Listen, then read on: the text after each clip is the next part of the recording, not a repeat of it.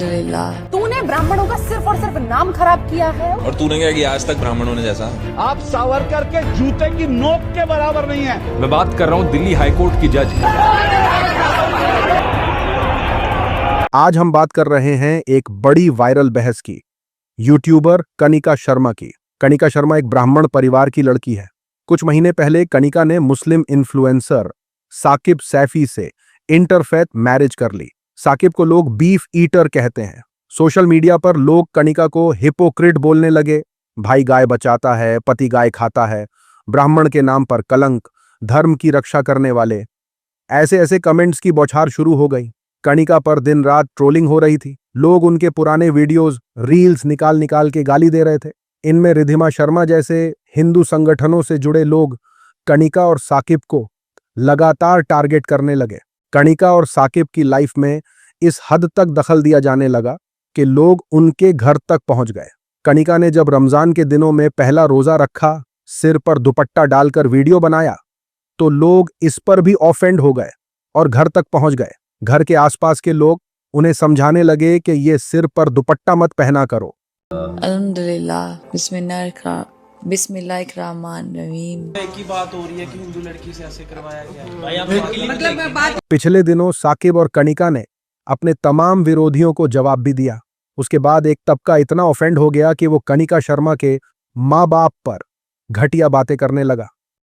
ये ब्राह्मण होने के लायक नहीं है, इसने ऐसा कर दिया, इनने वैसा कर दिया। मेरी माँ लग रही है क्या वो? और तूने क्या किया आज तक ब्राह्मणों ने जैसा? इसी बीच कल रात यूट्यूबर कनिका ने चुप्पी तोड़ी, एक पावरफुल वीडियो पोस्ट किया और सीधे उन फेक रिलीजन प्रोटेक्टर्स और सो कॉल्ड गौ भक्तों को जवाब दे दिया, जो उनकी सोशल मीडिया फीड पर उन्हें हिंदू धर्म सिखाने आ गए थे। तू कोई ब्राह्मण नहीं है, ना हम तुझे ब्राह्मण मानते हैं। तूने ब्राह्मणों का सिर्फ और सिर्फ नाम खराब किया है। कनिका ने बोला, मेरा परिवार गायों की सेवा करता है, मैं भी करती हूं।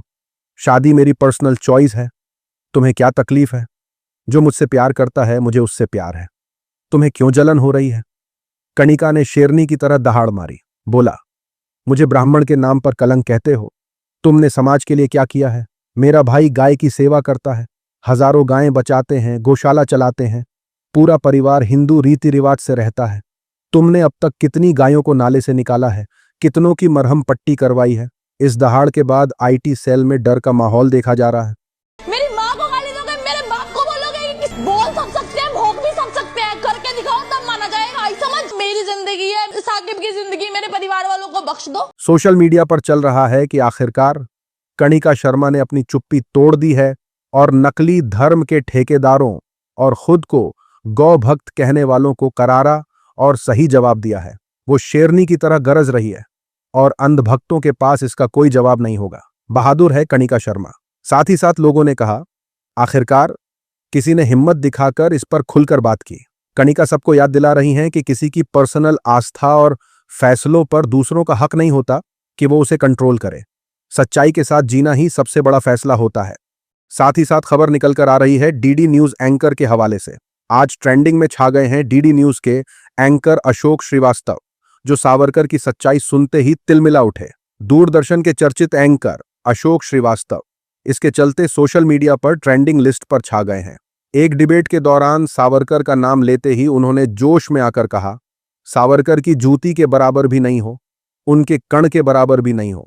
सावरकर की चप्पल में जो धूल लगी थी, उसके बराबर भी आपके नेता नहीं है।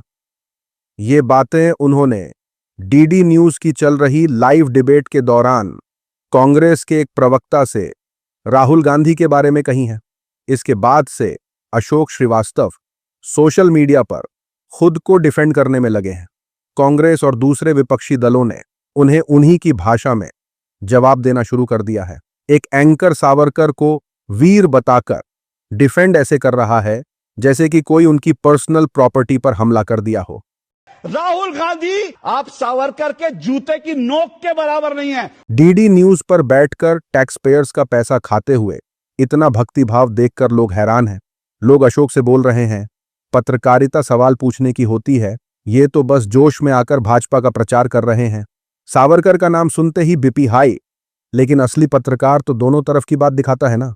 लोगों ने कहा, सरकारी चैनल पर बैठकर इतना जोश, लगता है कल को पीएम ऑफिस से प्रमोशन मिलने वाला है। सोशल मीडिया पर ट्रोलिंग का सिलसिला थमने का नाम नहीं ले रहा।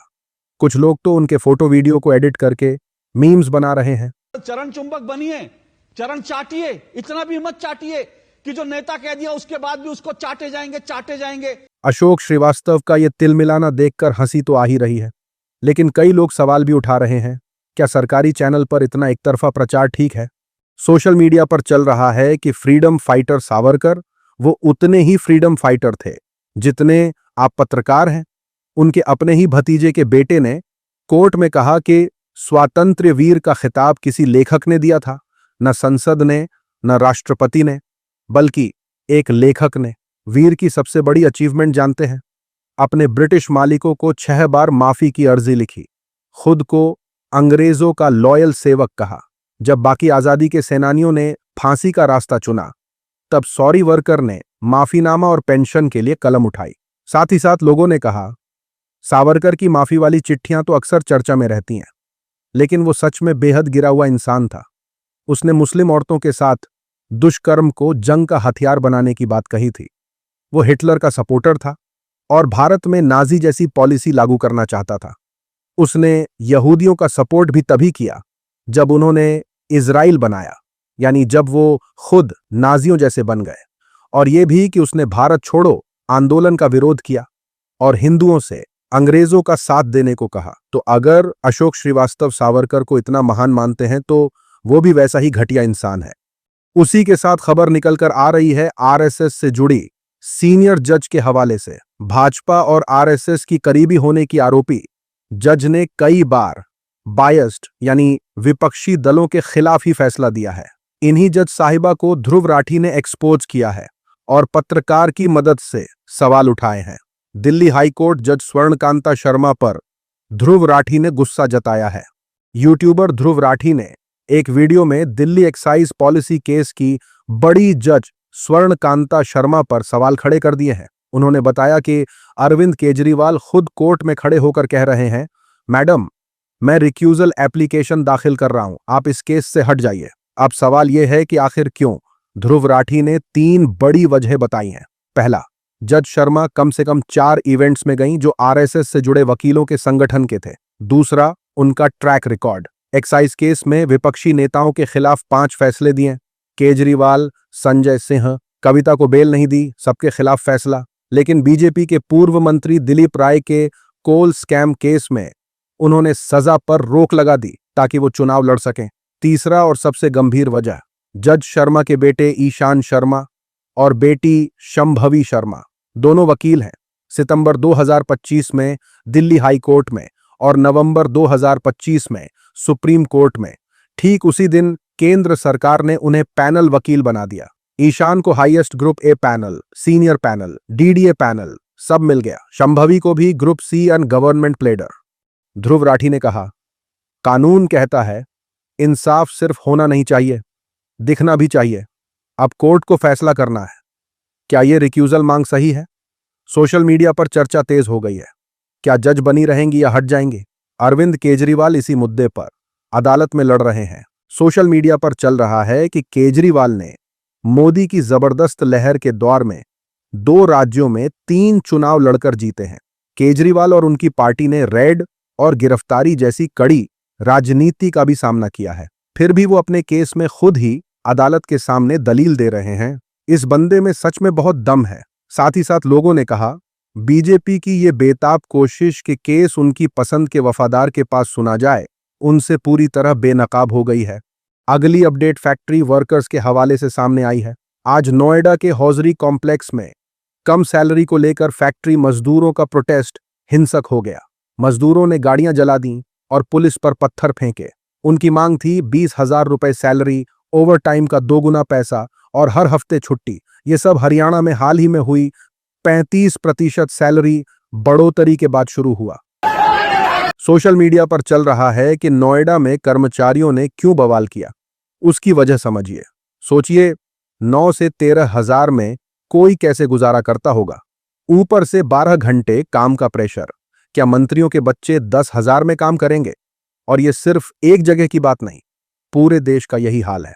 साथ ही साथ लोगों ने कहा, इनका सालाना इंक्रीमेंट इस बार 250 से 350 रुपए हुआ है। ये बेसिक सैलरी 18 से 20 हजार रुपए चाहते हैं। दिल्ली एनसीआर में घर बनाने वाले मजदूर की रोजाना मजदूरी भी 700 रुपए है। आज की वीडियो में इतना ही। अपनी राय सुझाव कमेंट में जरूर बताएं। मिलूंगा आप सभी से अगले वीडियो में। तब तक के लिए अपना ख्याल रखें।